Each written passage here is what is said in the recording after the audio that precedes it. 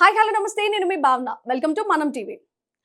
దూకుడు పెంచిన యుఎస్ విద్యార్థులపై నిఘా పెట్టింది యుఎస్ ప్రభుత్వం అని చెప్పుకోవాలి. మొట్టమొదటిసారిగా ప్రభుత్వం ఏదైతే ఇప్పుడు యుఎస్ లో ట్రంప్ గెలిచిన తర్వాత ఆయన మొట్టమొదటిసారిగా గ్రీన్ కార్డ్ హోల్డర్స్ మీద నిఘా పెట్టడం జరిగింది. ఆయన మొట్టమొదటి రోజే ఆయన ఏదైతే ప్రమాణ స్వీకారం చేసిన మొట్టమొదటి రోజే గ్రీన్ కార్డ్ హోల్డర్స్ పైన నిఘా పెట్టడం జరిగింది. ఇంకోటి ఆయన గైడ్ లైన్స్ ఇవ్వడం కూడా చూసాము. ఎవరైతే ఇక్కడ నుంచి వెళ్ళిన వాళ్ళు అక్కడ పిల్లలను కని పౌరసత్వాన్ని పొందుతారో అలాంటి వాళ్ళకి ఇకపై పౌరసత్వం లేదు అంటూ కూడా రద్దు చేస్తున్నట్టుగా మనకి వెల్లడించడం జరిగింది. మరి ఇదే విషయంపై ఇప్పుడు కొన్ని రోజుల తర్వాత, అంటే ఇప్పుడు దాదాపు ఒక వారం రోజులు అయిందని చెప్పుకోవాలి. వారం రోజుల తర్వాత మళ్ళీ ఒక స్పెషల్ గా F1 వీసాతో వెళ్ళిన విద్యార్థుల పైనే స్పెషల్ నిఘా పెట్టడం జరిగింది. సో ఇప్పుడు ఇదంతా ఒక జల్లెడ పడుతున్నారనే చెప్పుకోవాలి. F1 వీసాతో వెళ్ళిన విద్యార్థులకు వాళ్ళు అక్కడ పార్ట్ టైం జాబ్ చేస్తూ వాళ్ళ యొక్క ఎడ్యుకేషన్ కొనసాగిస్తారు. సో ఇదంతా చూసుకుంటే మనం ఒక భారతీయ విద్యార్థులకి చాలా కష్టాల పాలయ్యే పరిస్థితి మనకు అక్కడ నెలకొంటుంది.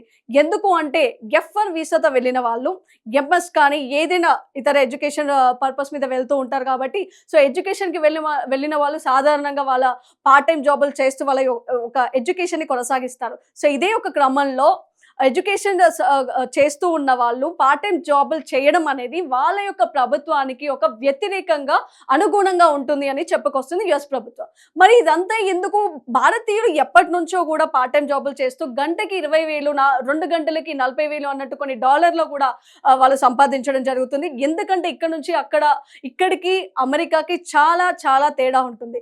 ఇక్కడ వేలల్లో ఉంటే అక్కడ లక్షల్లో ఉంటుంది. సో ఎక్స్పెన్సెస్ అనేది చాలా ఎక్కువగా ఉంటాయి కాబట్టి ఇక్కడ నుంచి కష్టపడి చదివించి అక్కడికి పంపించే తల్లిదండ్రులు అక్కడికి వెళ్ళిన తర్వాత వాళ్ళ యొక్క విద్యార్థులు కూడా అక్కడ ఉన్న ఎక్స్పెన్సెస్ కానీ వాళ్ళ చుట్టూ ఉన్న ఎన్విరాన్మెంట్ కి బట్టి పార్ట్ టైం జాబ్ చేస్తూ అక్కడ ఉన్న ఎడ్యుకేషన్ కి ఫీజ్ కానీ లేదంటే ఉంటున్న రూమ్ ఎక్స్పెన్సెస్ కానీ అక్కడ ఉన్న పార్ట్ టైం జాబ్ చేస్తూ కూడా కవర్ చేస్తూ ఉంటారు. సో ఇదంతా ఒక ఎత్తు అయితే, మరి ఇప్పుడు F1 వీసాతో ఇప్పుడు చేస్తున్న ఈ నిఘాల బట్టి, అంటే ఏదైతే F1 వీసాతో వెళ్ళిన వాళ్ళు పార్ట్ టైం జాబ్ చేస్తే ఇది ఒక క్రైమ్ లాగా చూస్తున్నారు. సో ఇప్పుడు ప్రస్తుతానికి ఇవాళ ఉదయం నుంచి కూడా జల్లెడ పట్టే ఒక ప్రయత్నంలో ఉంది యుఎస్ ప్రభుత్వం. F1 వీసాతో వెళ్ళిన వాళ్ళు పార్ట్ టైం జాబ్ చేస్తే ఇమీడియట్ వాళ్ళ జాబ్ క్యాన్సిల్ చేసే ప్రయత్నంలో ఉంది యుఎస్ ప్రభుత్వం. అండ్ ఇప్పుడు ముఖ్యంగా ఇమిగ్రేషన్ అని అంటే లైక్ మనం F1 వీసాతో ఎడ్యుకేషన్ కంప్లీట్ అయిన తర్వాత కూడా కొంతమంది వాళ్ళు ఓపీటీ అంటే వాళ్ళు ఉద్యోగాలు ఏదైతే పార్ట్ టైం కానీ లేదంటే ఫుల్ టైం జాబ్ వచ్చినప్పటికీ కూడా కొన్ని రోజుల తర్వాత మనకి ఫుల్ టైం కూడా వచ్చే అవకాశాలు చాలా ఉంటాయి కాబట్టి, సో పార్ట్ టైం తర్వాత ఫుల్ టైం కొనసాగించే క్రమంలో అంటే అప్పటికి కొంతమందికి ఇప్పుడు 3 సంవత్సరాలు అంటే F1 వీసాతో వెళ్ళిన వాళ్ళకి 3-4 ఇయర్స్ మాత్రమే ఉంటుంది కాబట్టి, సో 4 ఇయర్స్ తర్వాత కూడా అంటే ఏదైతే ఆ వచ్చిన డ్యూరేషన్ తర్వాత ఇంకా ఓపీటీ ఏదైతే కొనసాగిస్తారో ఆ ఓపీటీలో కూడా ఇమిగ్రేషన్ ఏది కొనసాగించకుండా అయితే ఇప్పుడు కఠినంగా శిక్షలు విధించేలాగా ప్రయత్నిస్తోంది యుఎస్ ప్రభుత్వం అని చెప్పుకోవాలి. మరి ఇదంతా F1 వీసా భారతీయ విద్యార్థులపై అయితే ఒక కష్టాల పాలయ్యే ఒక పరిస్థితి అయితే మనకు కనిపిస్తుంది. ఇమీడియట్ గా వాళ్ళు చేసిన పార్ట్ టైం ఉద్యోగాలు ఏదైనా పెట్టికి ఇప్పుడు డిమార్ట్ లో కానీ మార్కెట్లో కానీ లేదంటే పెట్రోల్ బంకులో, ముఖ్యంగా మనకి అమెరికాలో ఇక్కడ నుంచి వెళ్ళిన విద్యార్థులు ఎక్కువగా పనిచేసేది పెట్రోల్ బంక్ లో కూడా చాలా మంది పనిచేస్తూ ఉంటారు. సో ఇలాంటి పరిస్థితిలో వాళ్ళు ఇమీడియట్ గా వాళ్ళ ఉద్యోగాలు వదిలేస్తే మనం సేఫ్ జోన్ లో ఉంటాం.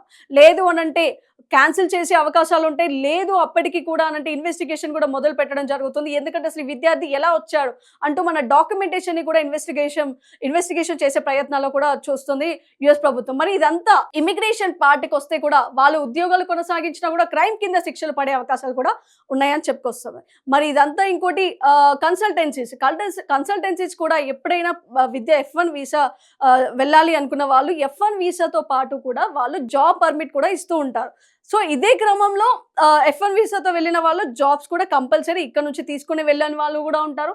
అక్కడికి వెళ్ళిన తర్వాత కూడా వాళ్ళు సాధించవచ్చు. సో పార్ట్ టైం జాబ్స్ కూడా తీసుకుంటూ ఉంటారు. మరి ఇదంతా చూసుకుంటే ఏదైతే F1 వీసా తీసుకుని వెళ్ళిన వాళ్ళకి పర్మిట్ ఏదైతే ఇమిగ్రేషన్ ఉందో అది క్యాన్సిల్ చేయడం కంపల్సరీ. సో ఇప్పటి నుంచి ఇదంతా కొత్త గైడ్ లైన్స్ అనుకుందాం. కానీ ఇప్పటికిప్పుడు కూడా ఇప్పుడు జల్లెడ పట్టి మరీ వాళ్ళ ఒక ఇన్వెస్టిగేషన్ అంటే ఫ్రాడ్ డాక్యుమెంట్స్ తో వెళ్ళిన వాళ్ళకైతే శిక్షలు తప్పవని కూడా చెప్పుకుంటూ వస్తుంది. అండ్ కన్సల్టెన్సీస్ ఎవరైతే F1 వీసా ఇచ్చి వర్క్ పర్మిట్ ఇచ్చిన వాళ్ళని కూడా కంపల్సరీ కేసులో ఇరికిచ్చే ప్రయత్నాల్లో ఉంది అని చెప్పుకోవాలి. ముఖ్యంగా చూసుకుంటే ఎవరైతే ఫ్రాడ్ డాక్యుమెంట్స్ తో వెళ్ళిన వాళ్ళకైతే కంపల్సరీగా జైలు శిక్ష తప్పదంటూ మనకి ఇక్కడ క్లియర్ కట్ గా కనిపిస్తుంది. పార్ట్ టైం జాబ్ చేసే వాళ్ళకే ఇక్కడ క్యాన్సిల్ చేస్తూ ఇండియాకి పంపించే అవకాశాలు కూడా చాలా కనిపిస్తున్నాయి. అండ్ ఇక ముందు వెళ్ళాలనుకునే వాళ్ళు కూడా చాలా చాలా ఆలోచించుకొని వెళ్ళాలి. ఒక్క పైనే అంటే మనం ఎడ్యుకేషన్ పైనే కాన్సంట్రేషన్ చేసుకొని అక్కడికెళ్ళి ఎడ్యుకేషన్ చేసుకొని రిటర్న్ వచ్చేలాగా చూసుకోవాలి. కానీ అక్కడ ఉండి మాత్రం ఏ విధంగా కూడా ఎలాంటి ఒక పార్ట్ టైమ్ జాబులు కానీ ఎలాంటి జాబులు కూడా చేసే అవకాశాలు ఇకపై లేవు. సో ఇప్పటికిప్పుడు జాబ్‌లు చేస్తున్న వాళ్ళందరూ కూడా వాళ్ళ యొక్క జాబ్‌లు వదిలేసి వాళ్ళు సేఫ్ జోన్‌లో ఉంటే వాళ్ళ ఎడ్యుకేషన్ వాళ్ళ యొక్క కంటిన్యూయేషన్ ఎడ్యుకేషన్ అయితే కంటిన్యూ అవుతుంది. సో దాంట్లో ఎలాంటి పరిస్థితి, ఎలాంటి ప్రాబ్లమ్ అయితే ఉండదు. కానీ అది కాకుండా ఓపీటీలో జాబ్ చేసే వాళ్ళకి కూడా శిక్షలు తప్పవు. ఇది కూడా ఆలోచించుకొని, గమనించుకొని మరి మీరు ముందుకు వెళ్ళాల్సిన పరిస్థితి ఉంటుంది. అండ్ ముఖ్యంగా ఇదంతా చూసుకుంటే ఫస్ట్ నుంచి కూడా పౌరసత్వం అంటే గ్రీన్ కార్డ్ ఏదైతే రద్దు చేశారో దాని తర్వాత ఇప్పుడు F1 వీసా వాళ్ళకి కూడా ఓన్లీ ఎడ్యుకేషన్ పరంగా వెళ్ళిన వాళ్ళు ఓన్లీ ఎడ్యుకేషన్ కంప్లీట్ చేసుకొని వెనక్కి వచ్చేయాలి అంటూ కూడా వాళ్ళు ఇప్పుడు ఆంక్షలు విధించారు. అండ్ ఇంకోటి ఐసీ ఇప్పుడు భారతీయులు ఇప్పుడు ఇక్కడ నుంచి భారతీయ విద్యార్థులు ఎవరైతే వెళ్ళినా కూడా కొన్ని ప్రాంతాలు ఉంటాయి. అంటే తెలుగు వాళ్ళు మాత్రమే కొన్ని ఏరియాలో ఉంటారు. ఎక్కువగా అలా అంటే కొన్ని ప్రాంతాల్లో మాత్రమే తెలుగు వాళ్ళు ఉండడం జరుగుతుంది. సో ఇలాంటి వాళ్ళు వాళ్ళ నియర్ బై ఉన్న ఆర్గనైజేషన్‌లో వర్క్ చేసుకోవడం ఉంటుంది. సో ఇలాంటి ఒక ఏరియాలో మాత్రమే వాళ్ళు స్పెషల్‌గా ఫోకస్ చేస్తున్నారు. అంటే కస్టమ్స్ ఏదైతే ఇప్పుడు మనం చూస్తున్నాం ఐసీలో నోటిఫికేషన్ కూడా గైడ్‌లైన్స్ ద్వారా కూడా నోటిఫికేషన్ ఇవ్వడం జరిగింది. ఏదైతే తెలుగు ప్రాంతాలు ఉన్నాయో, తెలుగు వాళ్ళు ఉండే ప్రాంతాల్లో ఉన్నాయో అక్కడ స్పెషల్‌గా నిఘా పెట్టే అవకాశం చాలా ఉంది. సో చూస్తూనే ఉన్నాము. నిఘా పెట్టే ఛాన్సెస్ అని చెప్పుకోవడానికి లేదు. ఆల్రెడీ ఛాన్సెస్ దాటి వాళ్ళు ఆంక్షలు అంటే ఏదైతే ఉందో గైడ్‌లైన్స్ ఇచ్చిన తర్వాత డైరెక్ట్‌గా వాళ్ళు అటాక్ చేయడానికి స్టార్ట్ చేశారనే చెప్పుకోవాలి. ఈ గైడ్‌లైన్స్ ఐసీలో ఏదైతే ఉందో ఇమిగ్రేషన్ కస్టమ్స్ ఎన్ఫోర్స్‌మెంట్స్‌లో ఆల్రెడీ నోటిఫికేషన్ కూడా వచ్చింది. ఎక్కడైతే తెలుగువారు ఉన్న ప్రదేశాలు ఉన్నారో అక్కడ ఎవరికి ఏ ఇన్ఫర్మేషన్ వచ్చినా ఎవరు కంటిన్యూ చేస్తున్నా అంటే ఏదైతే జాబులు పార్ట్ టైమ్ జాబులు చేస్తున్నారో వాళ్ళు ఎవరు కంటిన్యూ చేస్తున్నా కూడా ఇమ్మీడియేట్‌గా మాకు ఇన్ఫర్మేషన్ ఇవ్వాలి అంటూ కూడా కొన్ని గైడ్‌లైన్స్, కీ పాయింట్స్ కూడా ఇవ్వడం జరిగింది. వాళ్ళ యొక్క డీటెయిల్స్ కూడా మాకు ఇవ్వాల్సిందిగా అంటూ కూడా కొన్ని నోటిఫికేషన్ అయితే మనకి రిలీజ్ చేసినట్టుగా కనిపిస్తుంది. సో ఇదంతా చూసుకుంటే ఇమిగ్రేషన్ వాళ్ళకి కూడా చాలా ప్రాబ్లమ్ అయితే క్రియేట్ చేస్తోంది. అండ్ ఎవరైతే ఫ్రాడ్ డాక్యుమెంట్స్‌లో వెళ్ళిన వాళ్ళు కూడా చాలా జాగ్రత్త పడాల్సిందే ఉంది. ఎందుకంటే వాళ్ళు ఫ్రాడ్ డాక్యుమెంట్స్‌లో పట్టుబడితే మాత్రం శిక్షలు తప్పవు అంటూ కూడా మనకి ఇక్కడ క్లియర్ కట్‌గా కనిపిస్తుంది.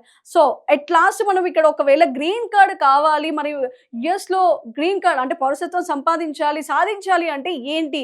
అంటే దీనికి కూడా ఒకే ఒక అవకాశం ఉందని చెప్పుకోవాలి. అక్కడున్న అబ్బాయిలకి అయితే మాత్రం అక్కడున్న అమ్మాయిలు అంటే గ్రీన్ కార్డ్ హోల్డర్స్ ఎవరైతే అమ్మాయిలు ఉంటారో ఆ అమ్మాయిని పెళ్లి చేసుకుంటేనే అక్కడికి వెళ్ళి మీరు ఒక ఉద్యోగాలు కానీ ఏదైనా కొనసాగించొచ్చు. ఎందుకంటే గ్రీన్ కార్డ్ తనకుంటే మీకు కూడా ఇమ్మీడియేట్‌గా గ్రీన్ కార్డ్ వస్తుంది కొన్ని రోజుల్లో. సో ఇదొక్క అవకాశం మాత్రమే ఉందని చెప్పుకోవాలి.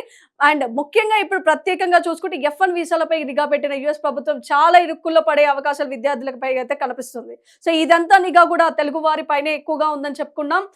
మిగతా కొన్ని దేశాల నుంచి వచ్చిన వాళ్ళని కూడా కొన్ని వెనక్కి పంపిస్తున్న అవకాశాలు కూడా చాలా ఉన్నాయి అని చెప్పుకోవాలి. ముఖ్యంగా భారతీయ విద్యార్థులపై అయితే నిఘా పెట్టి మరి వీళ్ళందరినీ జల్లెడ పట్టే ఒక ఆంక్షలు ప్రయత్నాలు అయితే యుఎస్ ప్రభుత్వం నిర్వహిస్తోంది. సో ప్రస్తుతం అయితే చాలా మంది కూడా బయటపడ్డారు. కొంతమంది అరెస్ట్ కూడా చేయడం జరిగింది. అండ్ ముఖ్యంగా చూసుకుంటే ఎవరైతే ఫ్రాడ్ డాక్యుమెంట్స్ తో ఉన్న వాళ్ళు కొంతమంది లేదా ఇతర కారణాలు అంటే ఇప్పుడు ఫ్రాడ్ డాక్యుమెంట్స్ కానీ ఓపీటీ కంటిన్యూ చేసిన వాళ్ళు కానీ లేదు అని అంటే వర్క్ పర్మిట్ కానీ స్టడీ పర్మిట్ కానీ ఏ పర్మిట్ అయిపోయినప్పటికీ కూడా వాళ్ళు కొనసాగిస్తే కూడా వాళ్ళని తిరిగి వెనక్కి పంపించే ప్రయత్నాల్లో కొన్ని. సో ఇదే క్రమంలో ఇప్పటికీ రిటర్న్ ఫ్లైట్స్ కూడా మొదలైపోయాయి.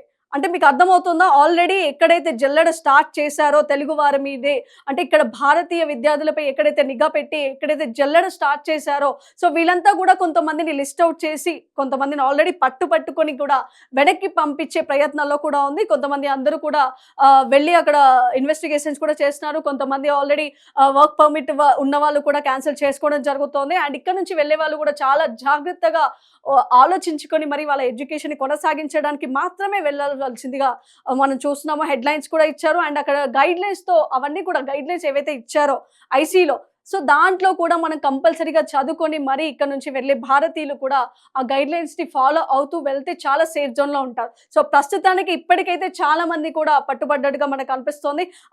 వాళ్ళంతా కూడా కొంతమంది జైలుకు వెళ్ళే అవకాశాలు కూడా చాలా ఉన్నాయి. ఫ్రాడ్ డాక్యుమెంట్స్ తో వెళ్ళిన వాళ్ళైతే చాలా డేంజర్ జోన్ లో ఉన్నారు అని చెప్పుకోవాలి. అండ్ సేఫ్ జోన్ లో ఉన్న వాళ్ళు ఎడ్యుకేషన్ వాళ్ళు కరెక్ట్ అయిన అంటే ప్రాపర్ గా లీగల్ గా ఏదైతే ప్రాసెస్ చేసుకొని వెళ్ళిన వాళ్ళు కూడా వాళ్ళు సేఫ్ జోన్ లో ఉండొచ్చు. అది కూడా ఎప్పుడు అనంటే వాళ్ళైతే పార్ట్ టైం జాబ్లు ఎప్పుడైతే మానేస్తారో, ఇమ్మీడియట్ గా వాళ్ళు ఎప్పుడైతే అక్కడికి చెక్ పెట్టేస్తారో, సో ఇమ్మీడియట్ గా వాళ్ళు ఒక ఎడ్యుకేషన్ కంప్లీట్ చేసుకొని ఇండియాకి వచ్చే పరిస్థితి చాలా సేఫ్ జోన్ లో ఉండొచ్చు అని చెప్పుకొస్తున్నాను.